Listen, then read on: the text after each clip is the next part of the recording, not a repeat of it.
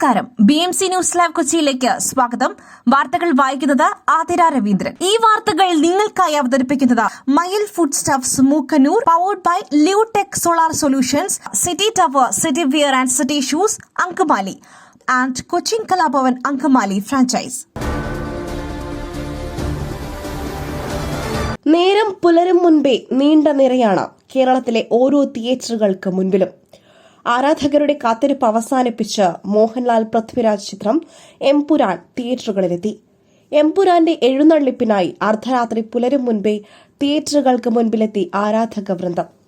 ആഗോള റിലീസായി എത്തിയ ചിത്രത്തിന് ഗംഭീര വരവേൽപ്പാണ് ലോകമെമ്പാടുമുള്ള മലയാളികൾ നൽകുന്നത്. രാവിലെ 6 മണിക്കാണ് ഫാൻ ഷോ ആരംഭിച്ചത്. മലയാളത്തിലെ ഏറ്റവും മുതൽ മുടക്കുള്ള ചിത്രമായ എംപുരാൻ ആരാധകർക്ക് ആവേശക്കാഴ്ചയായി കഴിഞ്ഞു.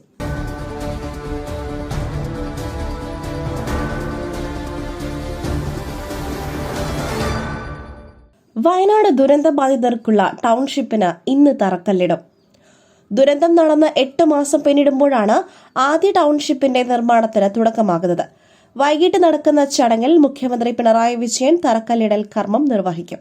മുണ്ടക്കൈ ചൂരൽമല ഉരുൾപൊട്ടൽ ദുരന്തഭൂമിയുടെ പുനർനിർമ്മാണ പുനരധിവാസ പ്രക്രിയ ലോകത്തിനു മുൻപിൽ കേരളം സമർപ്പിക്കുന്ന പുതിയൊരു മാതൃകയാണെന്ന് റവന്യൂ മന്ത്രി കെ രാജൻ പറഞ്ഞു.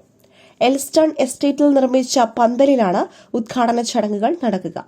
തറക്കല്ലിടൽ ചടങ്ങിൽ റവന്യൂ മന്ത്രി കെ രാജൻ, പ്രതിപക്ഷ നേതാവ് VD സതീശൻ, പ്രിയങ്ക ഗാന്ധി MP ഉൾപ്പെടെയുള്ള ജനപ്രതിനിധികളും പങ്കെടുക്കും.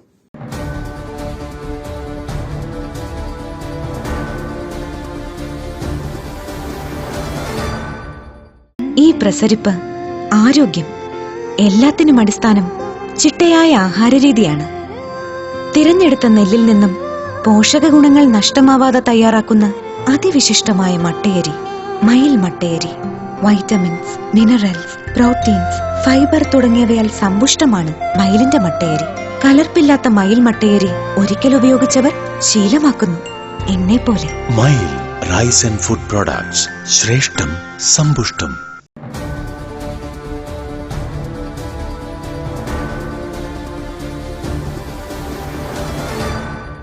കരുനാഗപ്പള്ളിയിൽ യുവാവിനെ വീട്ടിൽ കയറി വെട്ടിക്കൊന്നു. താച്ചയിൽമുക്ക് സ്വദേശിയായ ജെയിംസ് സന്തോഷ് എന്ന് വിളിക്കുന്ന സന്തോഷിനെയാണ് കൊലപ്പെടുത്തിയത്.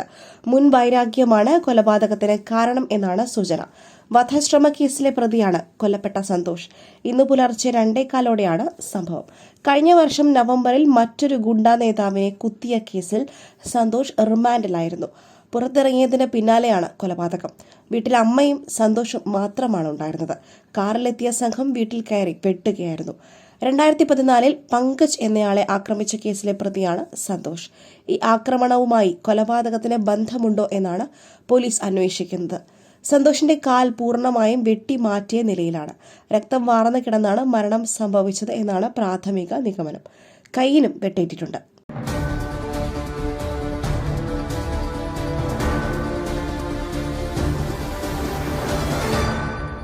കോഴിക്കോട് താമരശ്ശേരിയിൽ 10ാം ക്ലാസ്സുകാരൻ ഷഹബാസ് മർദ്ദനത്തിൽ കൊല്ലപ്പെട്ട സംഭവത്തിൽ മുഖ്യമന്ത്രിയെ കാണുവാൻ കുടുംബം. മകനെ മർദ്ദിച്ച് കൊലപ്പെടുത്തിയതിൽ മുതിർന്നവരുടെ പങ്കുകൂടി അന്വേഷിക്കണം എന്നാവശ്യപ്പെട്ടാണ് മുഖ്യമന്ത്രിയെ കാണുന്നത്.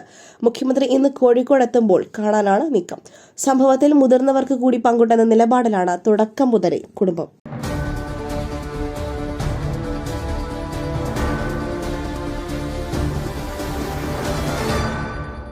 മുണ്ടൂരിൽ മദ്യപാനത്തിനിടെയുണ്ടായ തർക്കത്തിൽ മണികണ്ഠൻ എന്ന യുവാവ് കൊല്ലപ്പെട്ടു.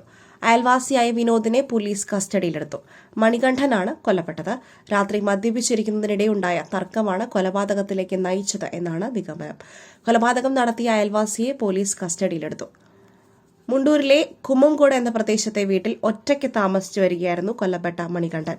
ഭാര്യ പിണങ്ങിപ്പോയ അദ്ദേഹത്തിന് ചില മാനസിക പ്രശ്നങ്ങളും ഉണ്ടായിരുന്നതായി നാട്ടുകാർ പറയുന്നു.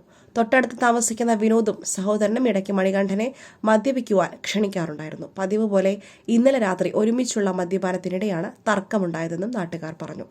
രാവിലെ മണികണ്ഠൻ മരിച്ചു കിടക്കുന്നത് ഇതുവഴി പോകുമ്പോൾ ഒരു അയൽവാസി കാണുകയായിരുന്നു. തുടർന്ന് പോലീസിനെ വിവരമറിയിച്ചു. ഇരുവരും സ്ഥിരമായി മദ്യപിച്ച് ബഹളമുണ്ടാക്കാറുണ്ടെന്ന് നാട്ടുകാർ പറയുന്നു. നാട്ടുകാർ ചേർന്നാണ് പ്രതിയായ വിനോദിനെ പിടികൂടി പോലീസിനെ ഏൽപ്പിച്ചത്. വിനോദിന്റെ സഹോദരൻ ഒളിവിലാണ്. വിനോദിന്റെ അമ്മയെയും പോലീസ് കസ്റ്റഡിയിലെടുത്തിട്ടുണ്ട്. സംഭവത്തിൽ പോലീസ് വിശദമായ അന്വേഷണം തുടങ്ങി.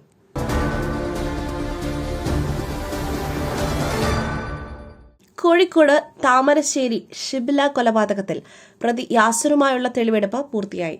പ്രതിഷേധം കണക്കിലെടുത്ത കൊലപാതകം നടന്ന ഷിബിലയുടെ വീട്ടിൽ തെളിവെടുപ്പ് ഒഴിവാക്കിയാണ് പ്രതിയെ കോടതിയിൽ ഹാജരാക്കിയത്. ഈ മാസം 29 വരെയാണ് കോടതി പ്രതിയെ പോലീസ് കസ്റ്റഡിയിൽ വിട്ടതെങ്കിലും 4 ദിവസത്തിനകം പോലീസ് തെളിവെടുപ്പും ചോദ്യം ചെയ്യലും പൂർത്തിയാക്കുകയായിരുന്നു.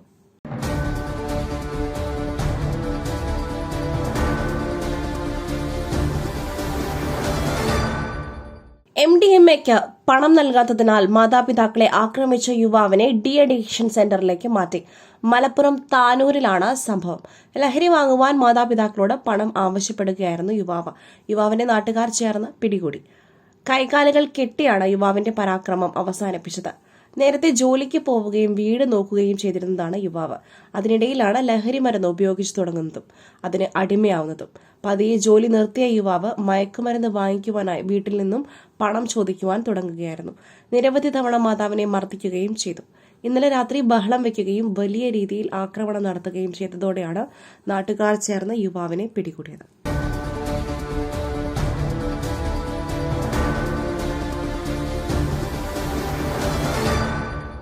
ഡിവൈഎഫ്ഐ നേതാവിനെ ലഹരി സംഘം കുത്തിപ്പരിക്കേൽപ്പിച്ചു.